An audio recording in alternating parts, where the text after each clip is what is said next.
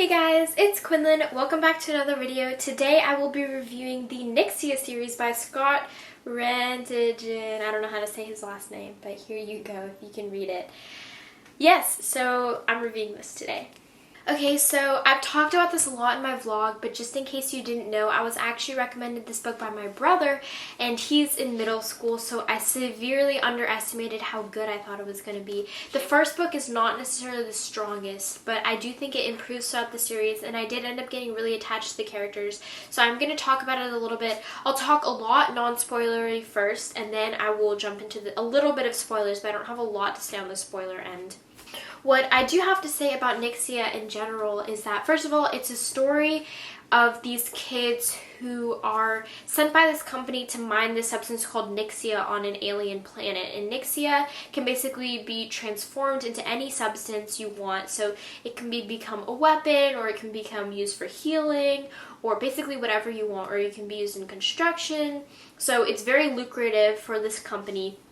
But the aliens on the planet are a dying species, so they only want kids to come on to mine this stuff. But obviously from there it gets a lot more complicated, and there's a lot of stuff that happens. So I wanted to say, first of all, I ended up really enjoying this book because I just thought it was a fun kind of sci-fi read. The characters are not the most compelling, and I wouldn't say this is the best series ever, but I haven't heard basically anything on BookTube from any of the booktubers that I watch about Nyxia, and I do think it's probably marketed as a younger book, but I did see some reviews from some kind of popular YA authors, so I was really interested to see that, and I do think that it deserves the praise that it gets. You do end up getting really attached to these characters because you aren't introduced to too many of them, and you're introduced to them in a reasonable manner, I would say. And then they kind of form this kind of familial bond in space, and you get really attached to that, and it's really sweet, and you're kind of like, darn, I wish I could have a fun space family. What annoyed me in the very beginning of the book especially was that there was such an emphasis on diversity, and not in a negative way. I'm not saying diversity is bad. I appreciate diversity, and there is a lot of diversity in this book, which is obviously a bonus.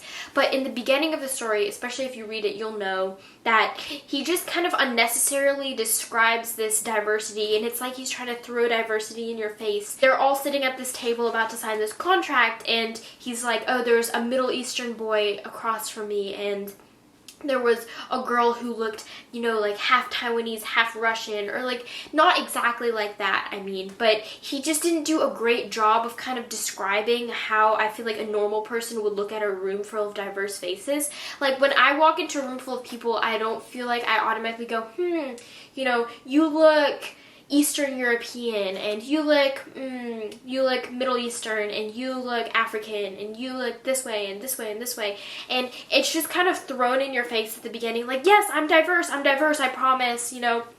And it's funny because a little bit later in the story, when they all end up boarding the ship on their way to space, he does a much better job of kind of describing the diversity that's there. And I feel like he didn't have to do it in the beginning of the book in that sense, because they all introduce themselves and they say, hi, I'm Katsu is one of the characters, and I'm from Japan.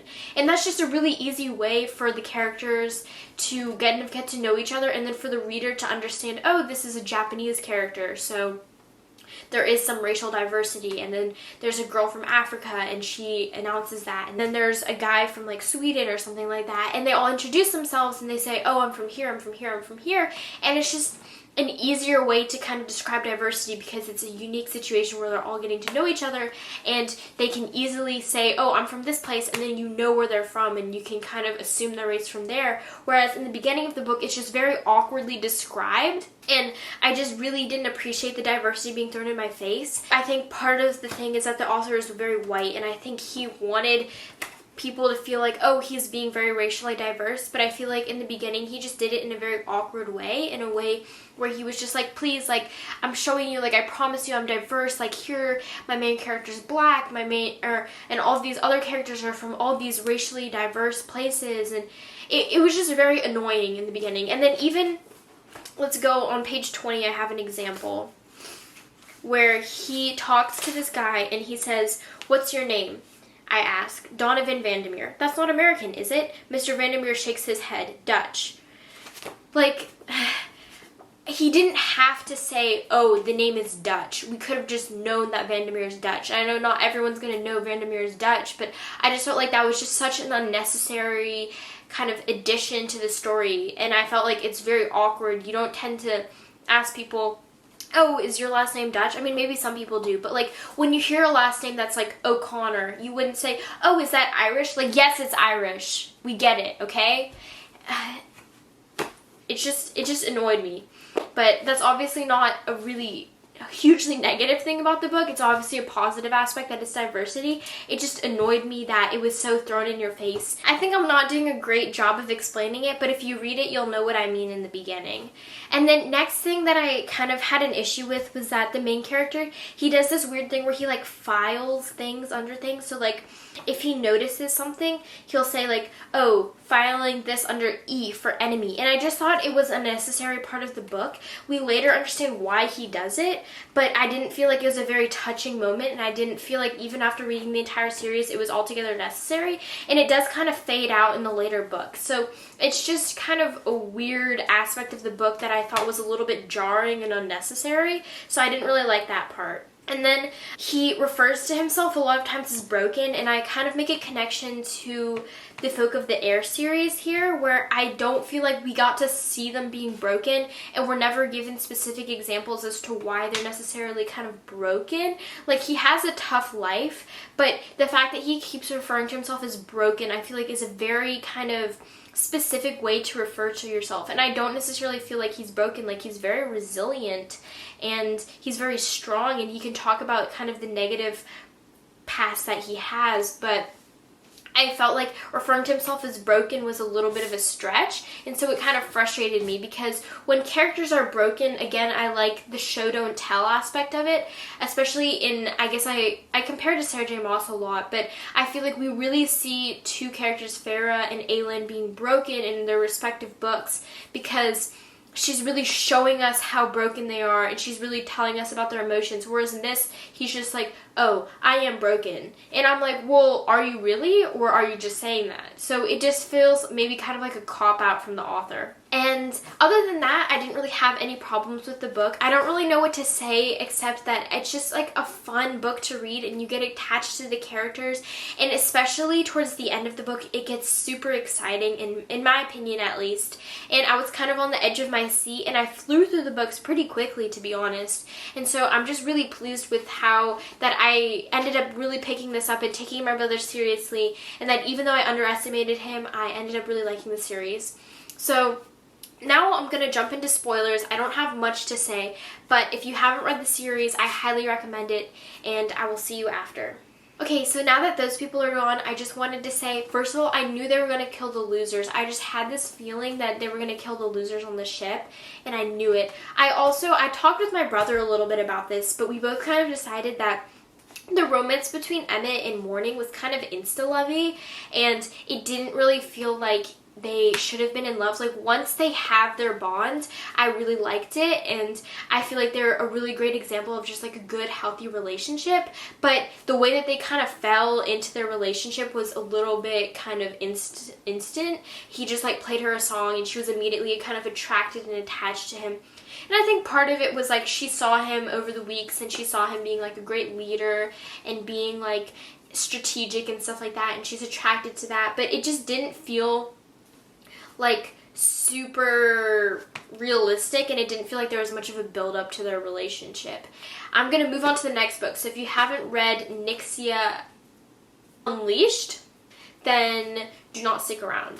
So the only thing that I have to say with Nyxia Unleashed is that, okay, the big thing that I got from this series was that I got major kind of Percy Jackson vibes. Not in the sense that the plot is the same, but I just got the same kind of excitement and kind of more younger vibe, where it's like, it's kind of written for a middle school age, but you don't have to be in middle school to enjoy it.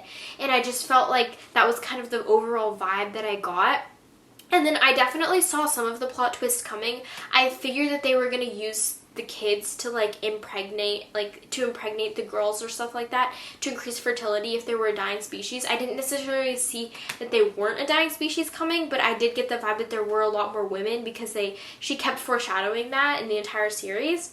And then other than that, I think that was honestly kind of it. But this was definitely a fun book. I think the last one might have been my favorite just because it was the conclusion and I was so much more attached to the characters by that point. But I did just get really excited, and I felt like the beginning of this book was a little bit more boring just because it was just them kind of mining and doing normal stuff.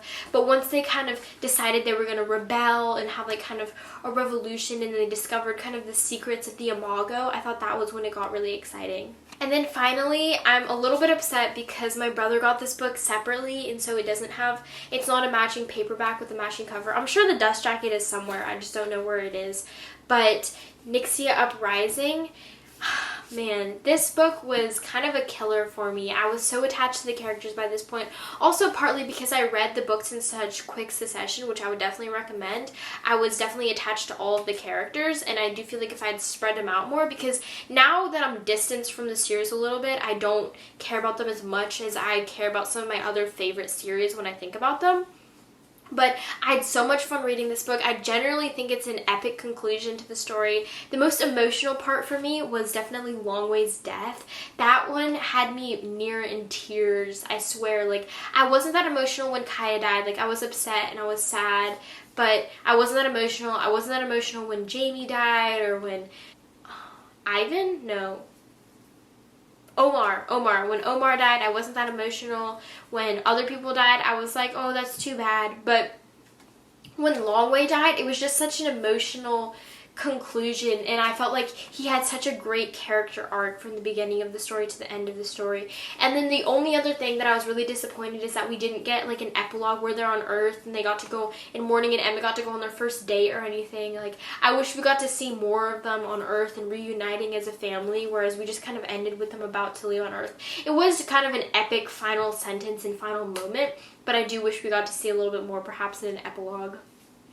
Anyways, those are my general thoughts on the Nyxia series by Scott Rentigan. Again, I'm sorry, I don't really know how to say his name. Thank you guys so much for watching. Please leave a comment down below if you have any book recommendations or anything like that. And I will see you another time.